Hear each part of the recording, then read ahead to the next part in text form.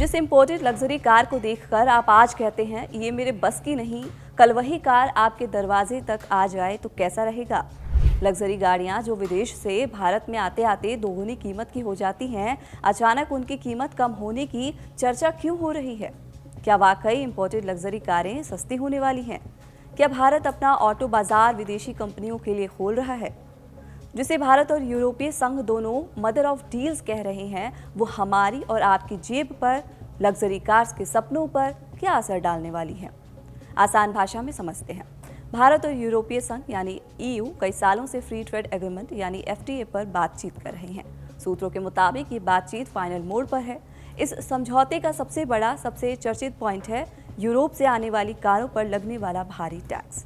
Europe में किसी car की फैक्ट्री की कीमत है 30 लाख रुपए, तो वो इंडिया आते आते 65 से 70 लाख रुपए की हो जाती है।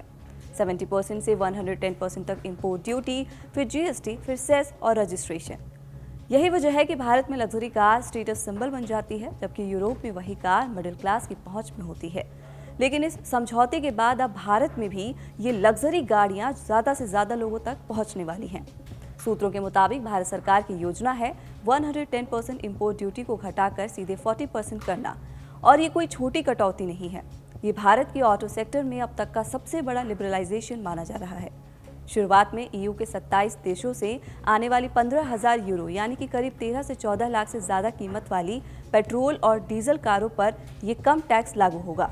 सवाल है कि लग्जरी गाड़ियां जैसे मर्सिडीज और बीएमडब्ल्यू आखिर इसके बाद कितनी सस्ती हो जाएंगी। अब तक इन कंपनियों के लिए भारत में सबसे बड़ी रुकावट थी ऊंचा टैक्स। अब एक मोटा हिसाब समझिए, अगर आज कोई कार 70 लाख रुपए की है तो टैक्स कटौती के बाद वही कार 45 से 50 लाख तक आ सकती है।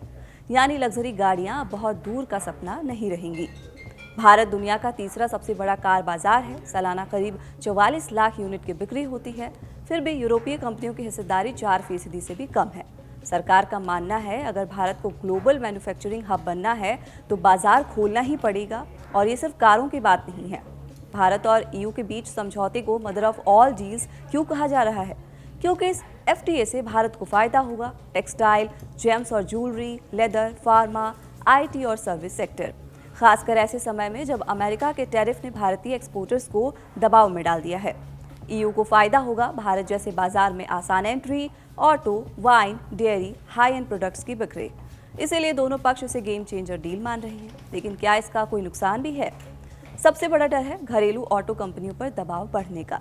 अगर विदेशी कारें सस्ती होंगी तो सवाल उठेगा कि देसी कंपनियों का क्या होगा। यही सरकार ने बैलेंस साधा है। इलेक्ट्रिक व्हीकल्स को इस डील से पहले 5 साल तक बाहर रखा गया है। सरकार का प्लान इससे भी बड़ा है। सूत्रों के मुताबिक 40% सिर्फ शुरुआती दर है। आने वाले सालों में इसे घटाकर 10% तक लाया जाएगा। मतलब भारत धीरे धीरे अपना ऑटो बाजार पूरी तरह खोलेगा ताकि घरेलू इंडस्ट्री को झटका ना लगे। एक्सपर्ट्स का अनुमान है कि 2030 तक भारत का कार बाजार 60 लाख यूनिट सालाना तक पहुंच सकता है। फिलहाल इस वीडियो में इतना ही। आपको ये जानकारी कैसे लगे हमें कमेंट बॉक्स में जरूर बताएं। साथ ही चैनल कड़क को सब्सक्राइब करना बिल्कुल ना भूलें।